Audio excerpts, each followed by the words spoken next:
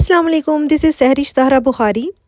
کہتے ہیں نا، سرکاری ٹیچر کی زندگی بڑی آرام دہ ہوتی ہے۔ بس آدھا دن کام اور باقی دن آرام ہی آرام اور چھٹیاں ہی چھٹیاں۔ یہ الگ بات ہے کہ یہ آدھا دن کاپیز، رجسٹرز اور ڈینگی ایپ پورٹل، میٹنگز اور بھی بہت سے کام ہوتے ہیں، لیسن پلاننگز اور بہت سے کاموں میں گزر جاتی ہے۔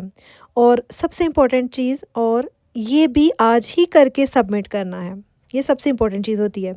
اکثر ہی میسیجز ہوتے ہیں کہ یہ آج ہی ڈاک آپ نے سبمٹ کروانی ہے۔ یہ ویڈیو کوئی عام ٹریول ولاگ نہیں، یہ دراصل ایک سرکاری ٹیچر کا ریچارج مشن ہے۔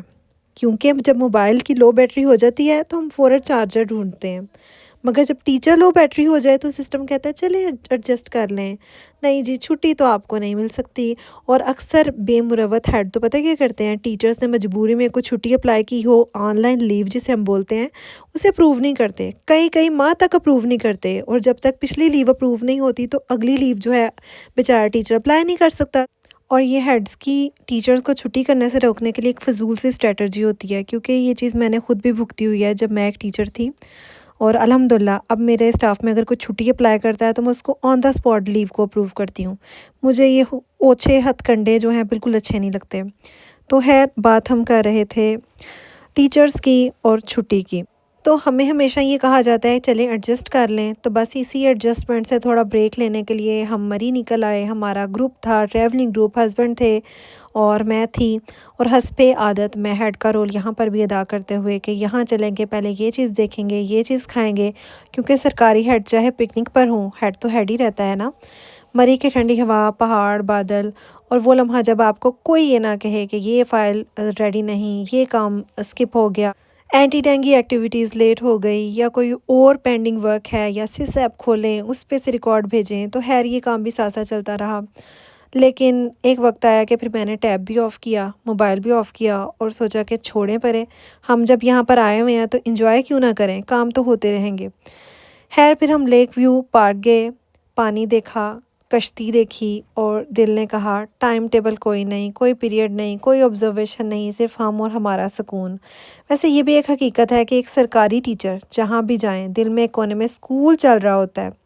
یہ بینچ ٹھیک نہیں ہوگا، یہ کلاس ہو سکتا ہے ٹھیک سے نہ ہو رہی ہو، یا پتہ نہیں بچوں کو ٹائملی چھٹی ہوئی ہے یا چھٹی پہلے تو نہیں کروا دی گئی، یا ہو سکتا ہے میرے بغیر کوئی اچھے طریقے سے مینیج کر رہا ہے کہ نہیں کر رہا۔ لیکن خیر اس دن میں نے خود سے وعدہ کیا کہ آج صرف انجوائے کریں گے، کوئی سوال نہیں، کیونکہ اگر ٹیچر ہنسنا نہیں جانتا تو کلاس کیسے ہنسے گی؟ اگر ٹیچر انجوائے نہیں کرے گا، ٹیچر خوش نہیں ہوگا تو بچے کیسے خوش ہوں گے؟ خیر یہ ٹرپ ہماری زندگی کا ریسیٹ بٹن تھا، وہ بٹن جو سرکاری سسٹم میں ویسے بھی کم ہی کام کرتا ہے۔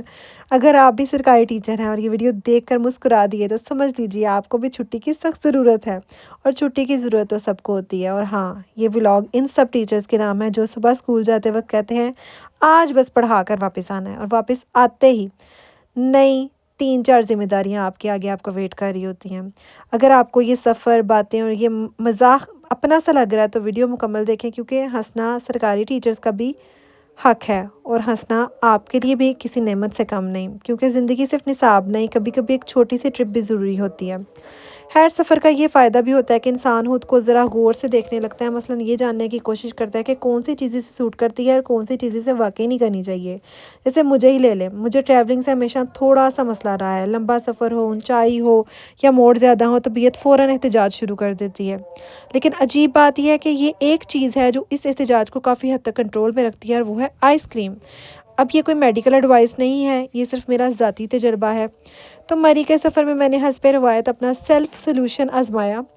پہلے ایک عدد کون لی، دل نے کہا ہاں اب حالات کنٹرول میں ہیں، پھر دل نے آہستہ سے مشورہ دیا کہ ایک صرف تجربہ اور کر لیتے ہیں، اور یوں ایک عدد کارنیٹو بھی شامل ہو گئی۔ یہاں ہسبینڈ صاحب جو ویسے بڑے حقیقت پسند انسان ہیں، انہوں نے سنجیدگی سے کہا تم نے یہ سب کھا کے ضائع ہی کرنا ہے۔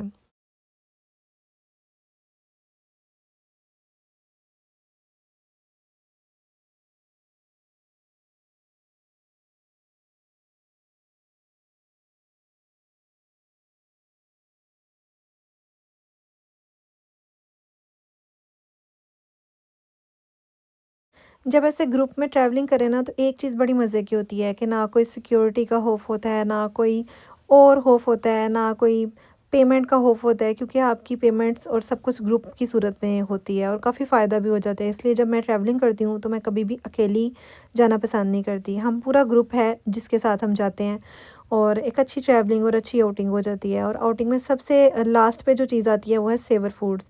ہر بار ہم سیور فوڈ ضرور ٹرائی کرتے ہیں، اور جب بھی یہاں پر آئے ہیں انتہا کا رش ہوتا ہے، اور یہ اللہ کی کوئی خاص کرم نوازی ہے اس جگہ پہ کہ بہت زیادہ رش ہوتا ہے۔ اور ان کا سب سے اچھا جو پہلو ہے وہ یہ ہے کہ آپ نے اگر ایک پلیٹ منگوائی ہے، آپ نے چاول کھا لیے ہیں، تو آپ کو اگر بھوک مزید لگی ہے تو آپ چاول مزید آرڈر کر سکتے ہیں، اور وہ اسی چارجز میں آپ کو 2-3 بار چاول سرو کرتے ہیں۔ اور لیکن خیر ان کی کوانٹٹی اتنی اچھی ہے کہ ایک بار میں پیٹ فل بھر جاتا ہے۔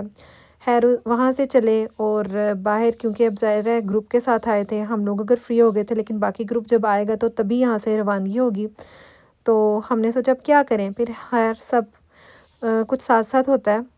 ہم دونوں ہسبینڈ وائف کا پسندیدہ ترین کام یہ ہے کہ ہم اپنی لائف کو میموریز کی صورت میں، پکچرز کی صورت میں سیو کر لیتے ہیں۔ بیٹھ گئے، باتیں شروع کر دی، ویٹ شروع کر دیا، پکچرز بنائیں، ویڈیوز بنائیں، اور دوبارہ سے جو ہمارا گروپ ہے اس کا سفر آغاز ہو گیا۔